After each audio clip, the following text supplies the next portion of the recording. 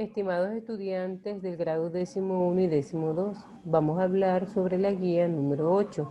El tema de esta guía es la microbiología, los hongos.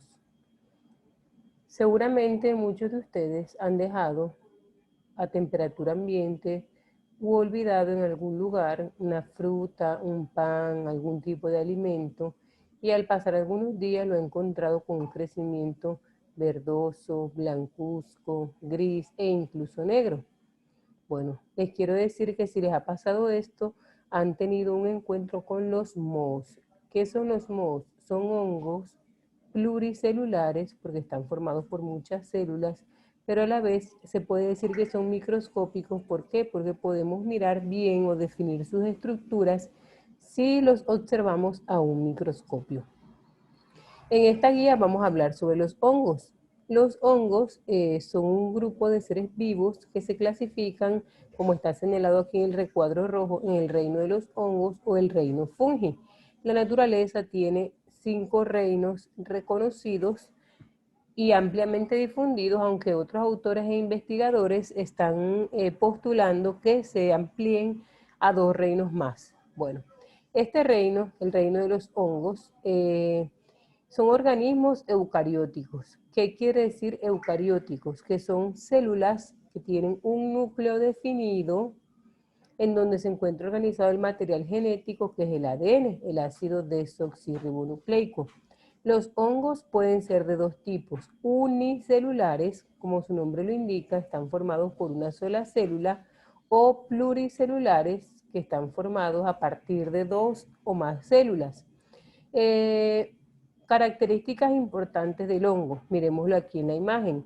Los hongos tienen, aparte de una membrana celular o plasmática, que es la que envuelve y delimita el hongo, la que le permite el intercambio de sustancias, la que le permite el ingreso y salida, tienen por fuera de este una pared celular, que es una estructura que es flexible en algunos casos, en otras es más rígida, les da forma y también les confiere cierto grado de protección frente a condiciones adversas, como por ejemplo escasez de humedad, altas temperaturas, algunas concentraciones de sustancias.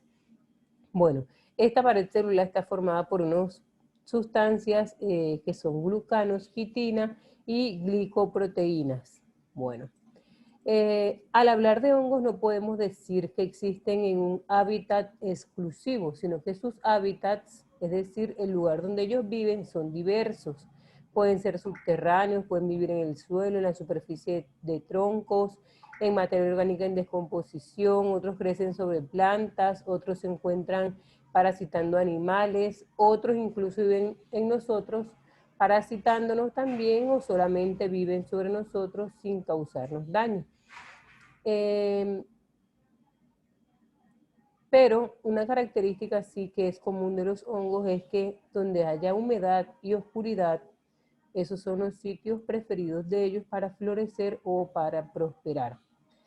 Los hongos tienen un papel fundamental en el equilibrio de los ecosistemas, ya que son organismos descomponedores, lo cual significa que se alimentan de restos de animales, vegetales y de sus desechos, es decir, que ayudan a descomponer la materia orgánica. Así nos ayudan con el reciclaje de la materia orgánica y la liberación de minerales y otras sustancias para que entren nuevamente a los ciclos biogeoquímicos. Miremos algunas características de los hongos. Tamaño y forma.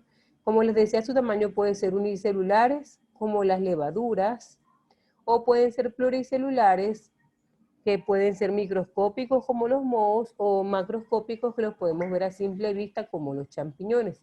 En cuanto a su reproducción, los hongos se reproducen de forma sexual o asexual, porque ellos tienen ciclos en que a veces se reproducen de forma sexual, en otras ocasiones asexual, pero independientemente del tipo de reproducción, siempre van a hacerlo por medio de esporas. ¿Qué son las esporas? Unas estructuras, digamos que es el equivalente a las semillas de las plantas, que cuando caen en un ambiente o en un sustrato donde ellas pueden florecer, germinan y dan lugar a un nuevo hongo.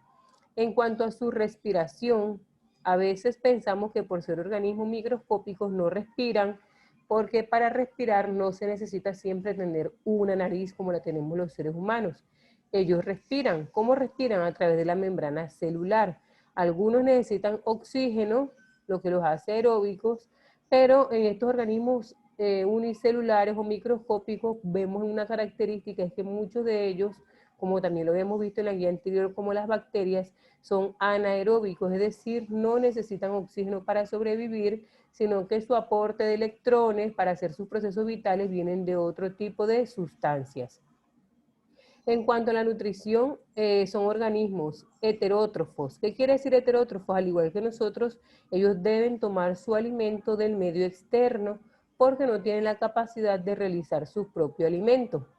Y por el contrario, tienen una digestión extracelular, es decir, ellos expulsan enzimas de sus células, degradan el alimento por fuera de sus cuerpos y luego absorben las moléculas más pequeñas. Bueno, una forma sencilla para poder explicar los hongos o agruparlos es de acuerdo a su tamaño. Se puede, o a las funciones que cumplen como tal, los podemos agrupar en levaduras, mohos y setas. ¿Qué son las levaduras? Hongos unicelulares, su tamaño es de 3 a 40 micrómetros, por lo que no es posible verlos a simple vista. El tiempo de reproducción varía de una especie de otra levadura, pero puede ser de 2 a 3 horas, hacen la mitosis y dan lugar a una nueva célula.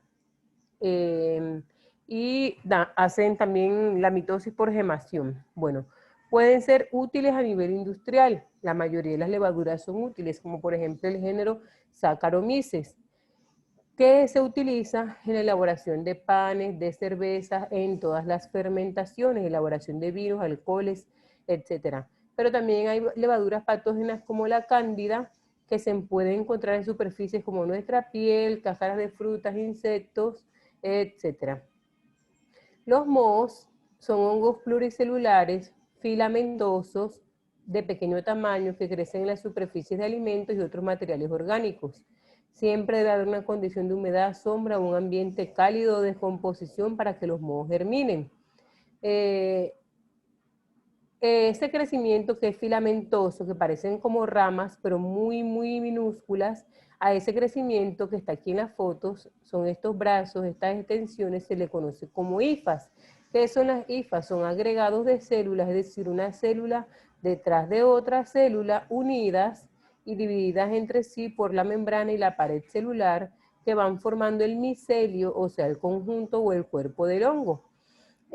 Muchos de estos mohos son perjudiciales porque pueden producir algunas micotoxinas que causan alergia en el humano y pueden llegar a causar la muerte, pero muchos otros son benéficos, como por ejemplo el moho del que se extrae la penicilina y mohos que se utilizan en la elaboración de alimentos como quesos madurados. Por último está el grupo de las setas. Las setas se caracterizan porque tienen siempre una estructura, como está aquí la imagen, en forma de sombrero o sombrilla. La mayoría de estos pertenecen a una clasificación de los basidiomicetos, que ya es una clasificación o un taxón de los hongos, y se les conoce como macrohongos porque son visibles a simple vista.